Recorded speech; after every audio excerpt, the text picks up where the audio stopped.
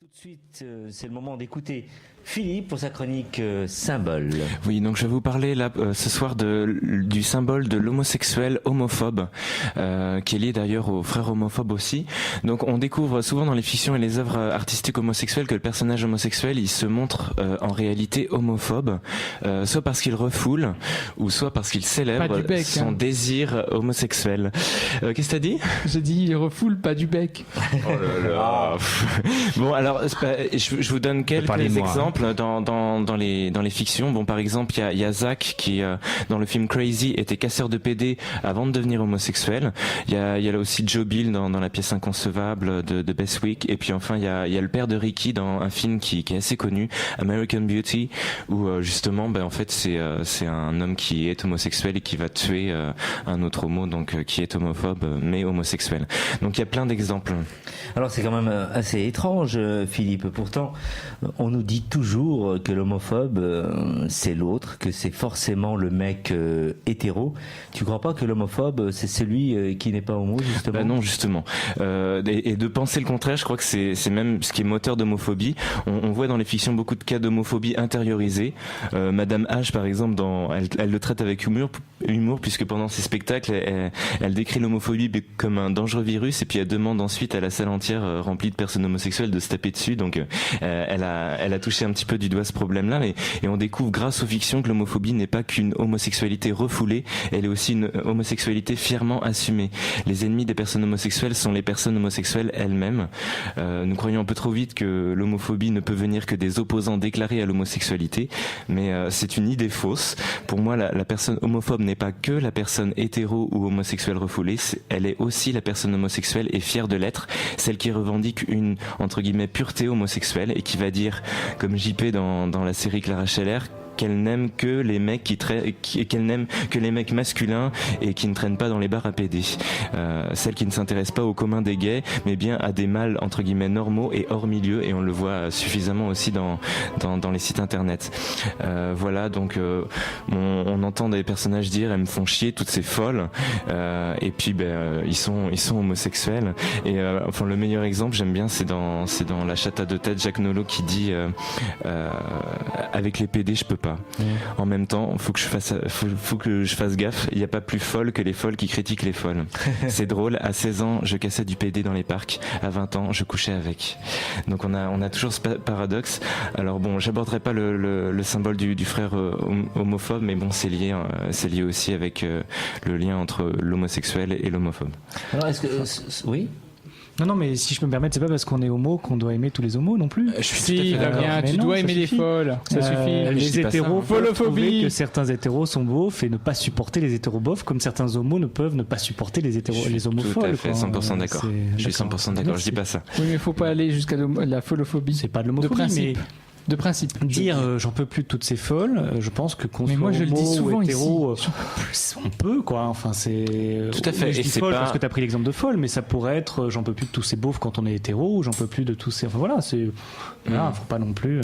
Non mais là moi je défends rien, je dis juste que voilà cette haine des personnes homosexuelles entre elles est exprimée quoi. Voilà, c'est tout. Je dis pas que c'est bien, je dis pas que c'est mal, c'est voilà. Philippe, tout ce qu'on voit donc dans les fictions, est-ce que ça s'applique vraiment à la réalité ? Alors certains cas d'individus homophobes qui se trouvaient finalement être des mecs homo refoulés sont connus. C'est le cas de McCarthy par exemple, qui persécutait en temps de McCarthyisme les personnes homosexuelles alors qu'il avait un copain, Roy Cohn. C'est le cas de Hoover aussi qui est décrit comme un paradoxe. Bon, René Don Dieu de Vabre est outé alors qu'il défile contre le Pax. Le cinéaste aussi homosexuel Terence Davis qui considère l'homosexualité comme une exécrable malédiction alors qu'il est lui-même homo.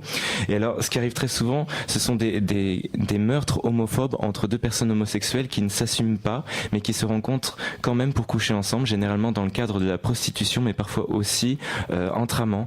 Et on voit par exemple, je sais pas moi, il y a le cas le plus connu c'est Pasolini qui a été tué par un jeune homosexuel de 17 ans, Pelosi, mais il y a plein d'exemples de personnes homosexuelles qui se sont fait tuer par des prostituées. Et alors Frédéric Mitterrand il explique clairement les mécanismes de l'homophobie et de l'amour vache entre amants homosexuels dans La mauvaise vie, il dit « Les plus graves menaces surgissent quand on est trop gentil. Le garçon est troublé, il s'expose à éprouver de la sympathie, il ne peut plus mépriser commodément. Si sa nature est franchement mauvaise, il peut prendre peur, s'enrager et devenir incontrôlable avec des pulsions de meurtre pour se débarrasser du gêneur qui a bousculé son équilibre et ses habitudes. Des Pélossi, la grenouille, j'en ai croisé pas mal dans des endroits glauques à Paris. Je sais que je ne suis pas le seul à être hanté par ce crime et par tout ce qu'il laisse supposer. » Alors, comment expliquer que les personnes homosexuelles s'attaquent entre elles, Philippe ? Alors, à mon sens, mais ça c'est personnel, il y a deux explications. Soit les personnes homosexuelles, elles sont habitées par un désir homosexuel, mais elles ne l'assument pas parce qu'elles ne veulent pas reconnaître les drames et les peurs qu'il peut traduire. Soit elles croient l'assumer en le présentant comme normal, mais elles n'ont pas compris que le désir homosexuel n'était pas un désir banal. Il est par nature idolâtre, à la fois pour et contre lui-même, à la fois désir et refoulement du désir. Il mérite à peine le titre de désir même. Dans leur ambivalence, certaines personnes homophobes semblent jouer avec le feu. Elles sont à la fois attirées et dégoûtées par l'homosexualité. Et la violence homophobe, et là je reprendrai les mots de Rénie Yotova dans son essai Écrire le viol, la violence homophobe traduit la peur d'être séduit, la peur qu'une blessure soit découverte et exploitée. Et du coup, les mêmes personnes qui cassent du PD sont celles qui s'avoueront plus tard homo, ou en tout cas qui ont une sexualité hétéro très déséquilibrée. J'en tiens pour preuve les mots de Daniel Verzerlang dans son étude intitulée Le viol au masculin, où il écrit ceci, et je crois que ça va te parler, Brahim, parce que toi-même t'écris ça dans Un homo dans la cité. Il dit « J'ai travaillé pendant 4 ans avec une bande de loupards, tels qu'ils se définissent eux-mêmes, dans le 17e arrondissement de Paris. Fréquemment, ils allaient casser du PD au square des Batignolles. En repensant à eux, à leur discours, je reconnais volontiers ma cécité. La bande, une cinquantaine de jeunes de 14 à 30 ans, bardés de chaînes, de croix gammées pour certains, de blousons de cuir, vivaient une homosexualité latente. Sans vouloir en rien énoncer que ces hommes provoquaient le viol parce que homosexuels, le viol d'hommes est peut-être localisé autour des sphères homosexuelles, il écrit. Philippe, puisque tu dis que le désir homo est à la fois contre et pour lui-même, que c'est un désir paradoxal, est-ce que ça signifie que plus on acceptera socialement l'homosexualité sans l'expliquer, plus on va dire, elle se sera attaquée. Oui, je crois qu'il y a un danger, en tout cas, à banaliser l'homosexualité ou à l'idéaliser.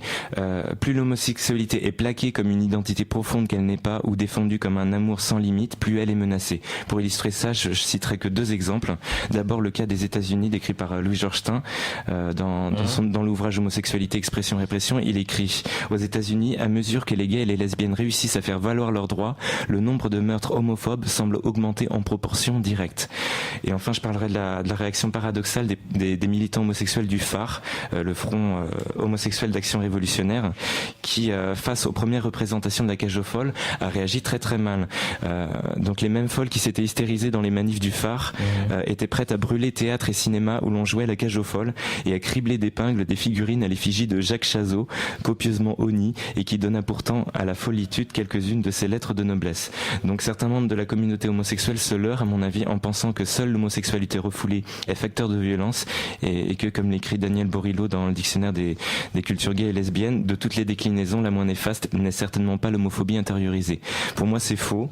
Le sujet homosexuel peut devenir homophobe après s'être assumé, entre guillemets, pleinement homosexuel.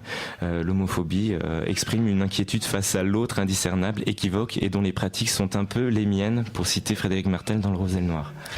En conclusion, Philippe, quelle est la meilleure manière, selon toi, d'éradiquer l'homophobie ?